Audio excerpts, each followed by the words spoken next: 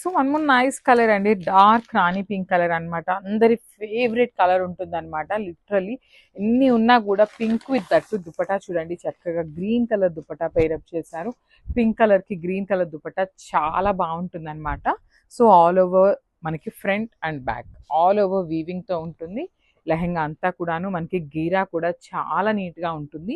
And one more thing, ఇక్కడ మనకి I think most probably 6 inches 4 to 6 inches can ఉంటుంది కదా.